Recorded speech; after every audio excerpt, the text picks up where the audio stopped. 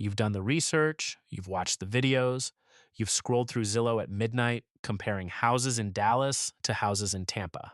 And you keep coming back to the same two states, Texas and Florida, which honestly makes total sense. Both states have zero state income tax, warm weather almost year round, massive job markets, and millions of people moving in every single year.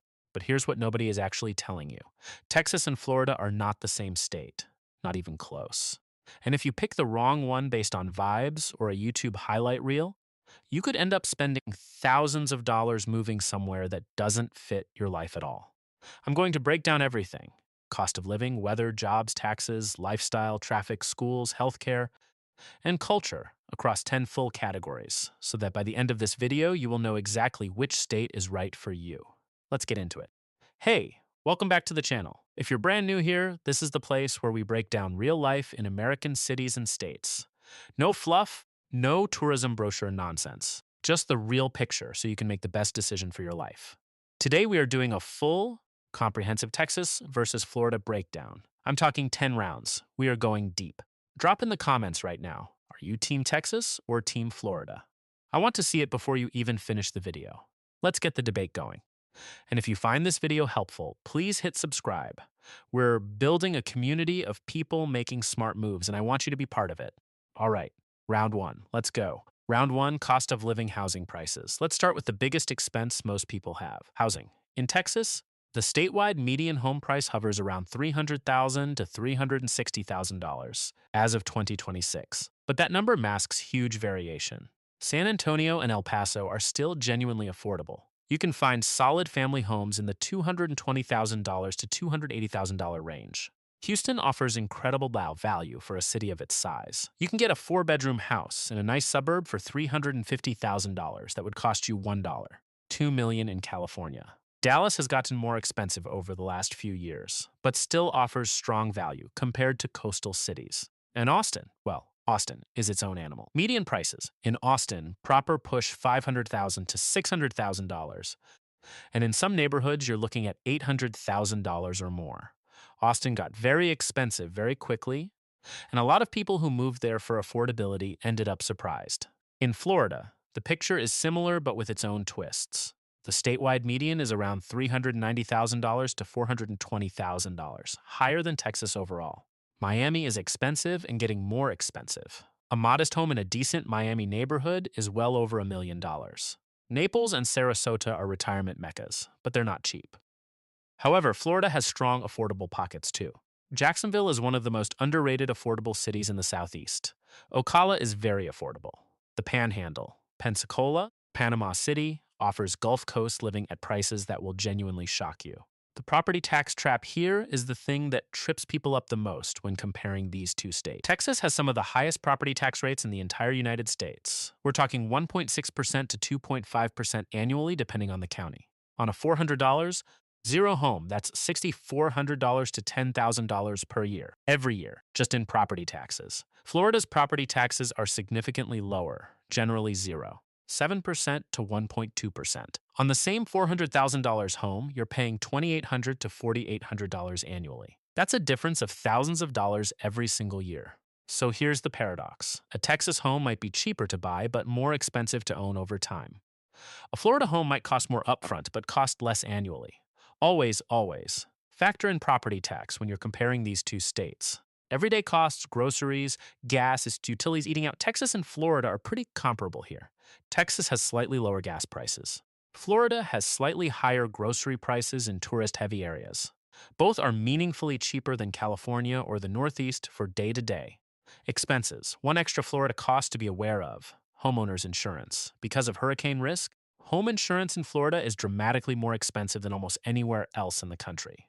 Round one verdict for sticker price. Texas wins. For long-term ownership cost, Florida is often more competitive. For insurance risk, Florida is significantly more expensive. Winner?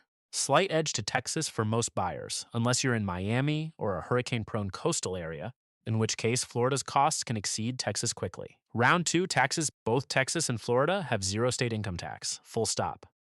That is one of the biggest financial advantages of living in either state. If you're moving from a state like California, which taxes income up to 13.3%, or New York, which can hit 10%, 9%.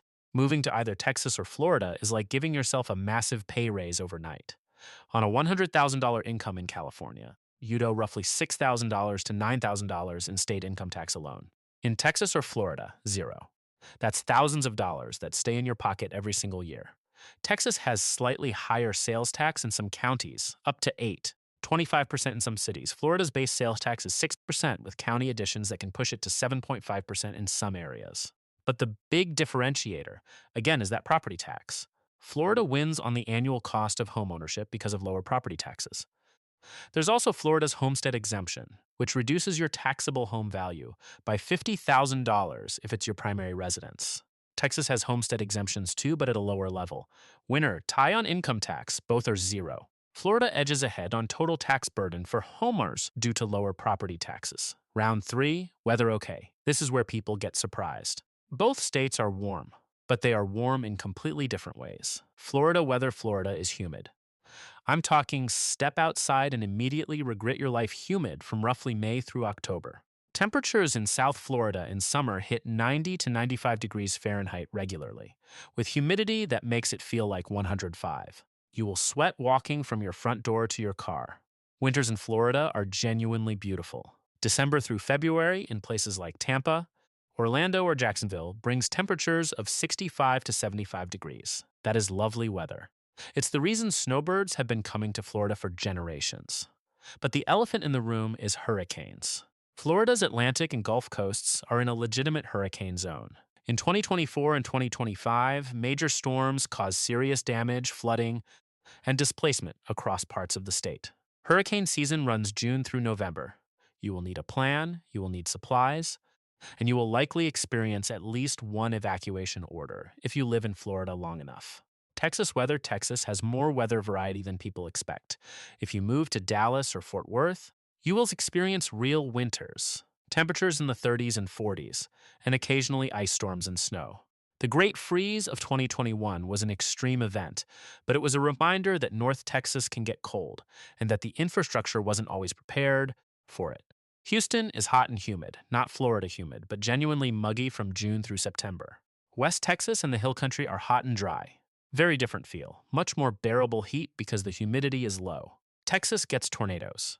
The state is in or near Tornado Alley, particularly the northern and western parts. Severe thunderstorms are common in spring.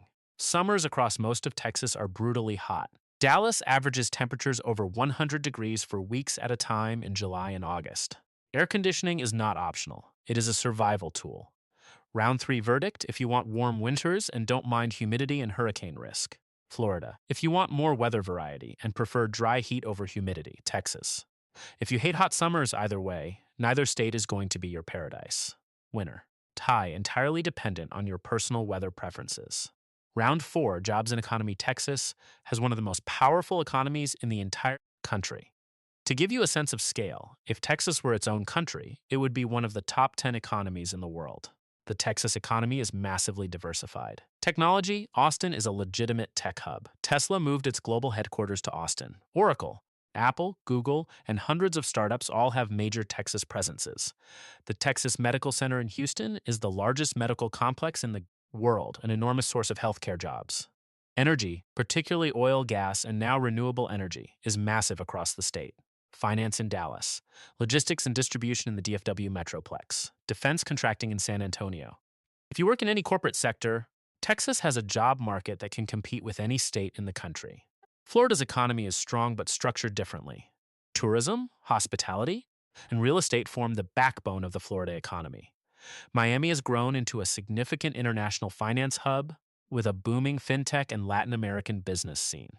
Tampa has a growing tech presence, but overall, Florida is more dependent on service sector jobs and is more vulnerable to economic downturns that affect travel and tourism. For remote workers, both states are equally great. Both have strong infrastructure, good internet, affordable homes, and an increasingly remote work-friendly culture. Winner, Texas, particularly for corporate careers, tech, healthcare, energy, and finance. Florida wins for hospitality, international business, and real estate. Round 5, lifestyle and culture. This is personal. Culture and lifestyle might matter more than any other factor in whether you'll actually be happy in a new state. Texas culture, Texas has an incredibly strong identity. People are proud to be Texan in a way that's genuinely unique. The culture blends Southern warmth and hospitality with cowboy tradition, a booming cosmopolitan energy in the cities, and an enormous Latino cultural influence, particularly in San Antonio and South Texas. The food is legendary. Texas barbecue, brisket, ribs, sausage is world famous, and people take it very seriously. Tex Mex food is its own beloved cuisine. Steakhouses in Texas are a cultural institution. Texas is big, physically enormous. Houses have yards, cities have space. If you're coming from a cramped coastal city, the sheer physical space in Texas is a genuine relief. You don't feel on top of each other. The music scene in Austin is legendary. It really is the live music capital of the world. There are live music venues on nearly every corner. SXSW, Austin City Limits, major cultural events that draw people from across the planet. Florida culture, Florida is a melting pot in the truest sense. South Florida has enormous Cuban, Venezuelan, Colombian, Haitian, and Caribbean communities that have shaped the food, music, language, and energy of the region. Miami feels more international than almost any other American city. It's got a global energy that's genuinely exciting.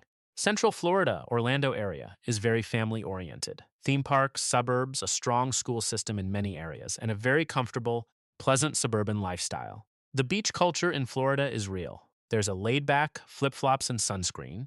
Life is good energy that is very different from the ambition-driven culture of Texas cities. If you want to slow down and enjoy life, the Florida lifestyle is legitimately wonderful. Round 6. Traffic and transportation. I'm going to be blunt. Both states are car dependent. If you are moving from a city with a great public transit system, New York, Chicago, Washington, D.C., you need to prepare yourself mentally for a total lifestyle shift. Texas, traffic, Houston, and Dallas consistently rank among the worst cities in the country for traffic congestion. Houston, in particular, has some of the most complex and heavily used highway interchanges in the world. Rush hour in Dallas on I-35 or Highway 75 can be a genuinely miserable experience. Dallas has a light rail system called DART that serves parts of the metro, but it's not comprehensive enough for most people to live without a car. Austin's transit system is growing but still very limited for a city its size. Texas roads are big, wide highways, multiple lanes. But the volume of people has grown faster than the infrastructure, and the results are painful.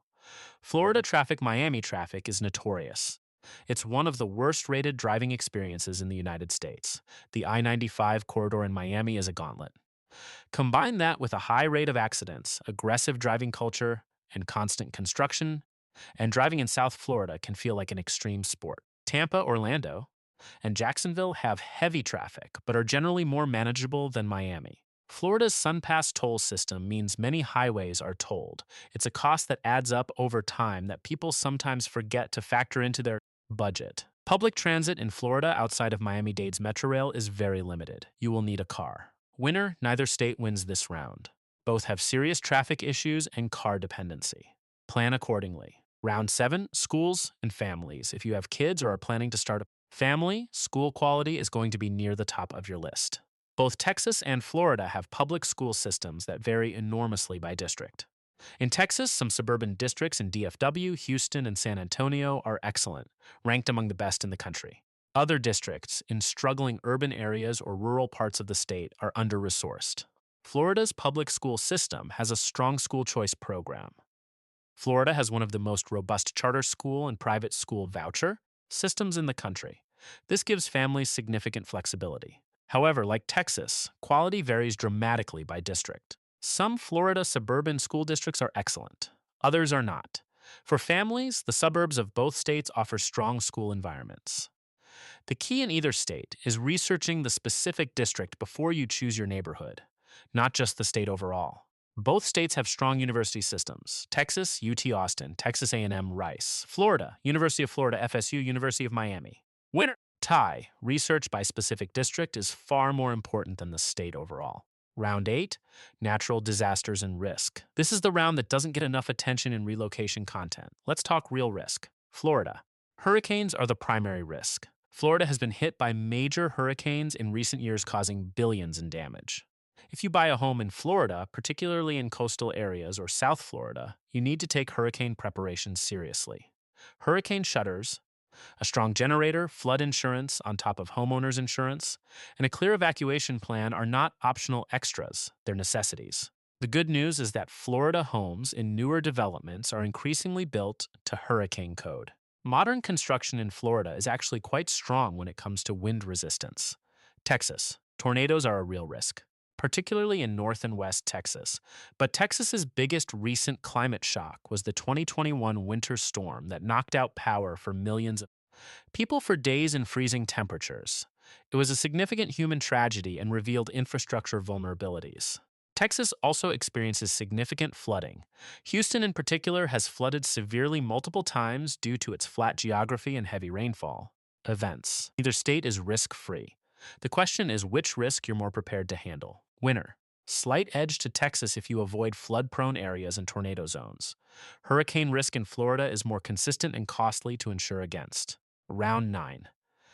Healthcare is something that doesn't get talked about enough in relocation content. Texas has the Texas Medical Center in Houston, the single largest medical complex in the entire world. Over 60 institutions, world-class research hospitals, and incredible specialists in virtually every field. If you're in Houston, you have access to some of the best medical care on the planet. Dallas and San Antonio also have strong healthcare infrastructure. However, Texas has one of the highest rates of uninsured residents in the country, largely a policy issue around Medicaid expansion, which is something to be aware of if you're moving without employer-sponsored insurance. Florida has excellent healthcare infrastructure, particularly in major metro areas. The large retiree population has driven significant investment in hospitals, specialists, and senior care facilities. Miami has world-class hospitals. The Villages, a massive retirement community in Central Florida, has its own extensive medical infrastructure. Winner, tie for insured adults in major cities. Texas edges ahead for sheer medical excellence in Houston specifically.